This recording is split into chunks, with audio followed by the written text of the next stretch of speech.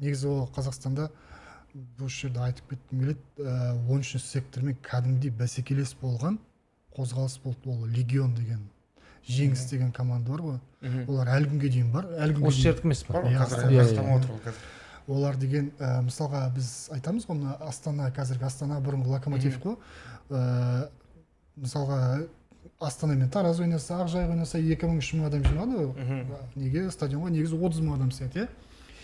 Бірақ кезінде Жеңіс болған кезде 7-8 адам жиналатын болды. Мына Мұңайтпасов атындағы стадион бар ғой.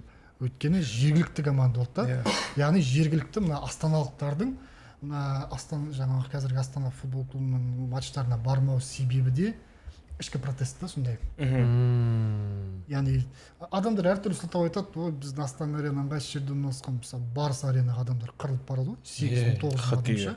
Ол деген оның қасында тіпті қайсы жерде орналасқан. Команданың атын тартып алғанда жауап солда. Иә, негізі ол Мегаспорт және Алматы деген ол алматылық командалар. Екеуін қосып, жаңағы Локомотив болды басында. Оның жаңағы несі спонсоры кім болды? Демеушісі КТЖ болды. Иә, солай болды. Жаңағы ол жерде бұрынғы Назарбаевтың күйеу баласы Данияр бірдеме деген сол болды. Осы сондай бір нелер болды, қызықты жағдайлар болды. Оның бәрін қазбайтын болсаң, ол жерден де біраз нәрсе табуға болады. Сондай қызықты болды. Сондай Ақтөбемен тең келген тек қана Легион Астанада мысалға көп протест жасады. Бәрін атап өтейік онда. Мысалы Легионмен біз негізі басында жақсы болған жоқпыз. Өйткені Астанамен екеуі бір-бірімізге енді жау клубтар болды ғой. Әртүрлі баннер ашатынбыз, Астананы кекетіп, мұратып. Олар бізге бірақ бізге ол кезде Қайраттың да айта өтейік, Қайраттың да мықты ультрастары болды. Қайраттың ультрастары болды, Павлодарда болды, Тобылда да болды, Қостанайда. Бірақ бізге батылдықтар жетіп, Ақтөбеге келген топ Астана болды, Легион. Олар келген кезде біз оларды қонақ қылдық, ешқандай агрессия ештеңе болған жоқ. Солай бір-бірін дос болып кеттік. Оның алдында былай қарасаңыз интернетте жау топтарда бір-бірін жаман сөздер айтатын неше түрлі. Яғни интернетте боқтасып жүріп, өмірде дос болып кеткен. Өйткені олар шынымен келді, қорықпай.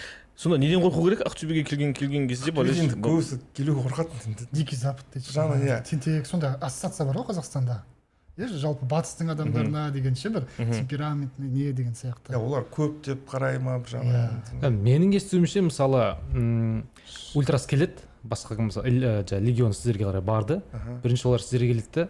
Жігіттер, біз 4-еуміз, 5-еуміз келдік, 5-еуің шығыңдар, жүріңдер бірінші төбелесіп алайық. Одан кейін барып дастархан басына жайғасамыз деген сияқты. Сондай емес пе? Хулигандықты ұстанатындар да солай. Хулигандар сондай ма? Ол білесіздер ме, мысалға біздерге Легияның фанаттары келді, ультрас.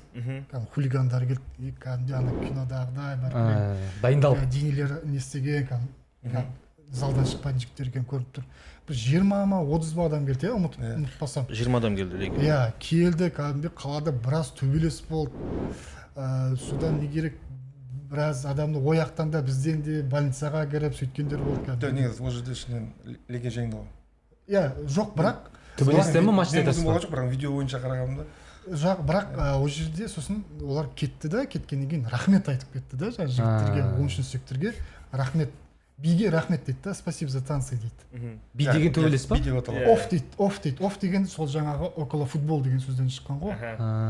Спасибо за офф деп сөйтіп рахметін айтып кетеді. Бірақ мысалға не келді оның алдында жылда? Киевтің Динамосы келді. Бірақ олар енді хулигандар емес. Иә, фанаттар болды. Олар өйтіп олай ізденіп істеген жоқ.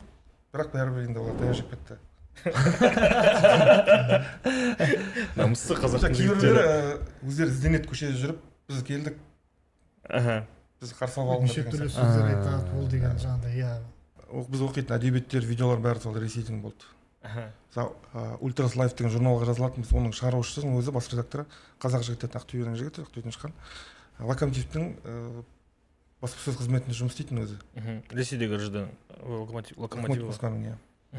Сол бізге көп нәрселерді айтты, үйретті. Сосын Ресейден де қонақтар келетін. Мысалға бір жылы Золотой деп аталады, барлық сыртқы ойындарға барған адамда алтын онда Қазақстанда тек бір адам бар. Сол жігіт келіп бізге мысалы кейбір нәрселер түсіндірді. Жақсыбеков па? Жоқ, көбінесе ақпаратты нені алдық.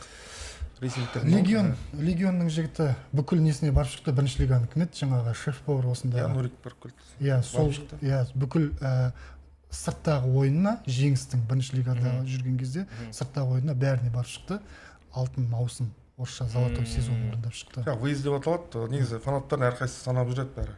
Өздерінің рейтингтері болады. Неше рет выездға барғанында бәрі.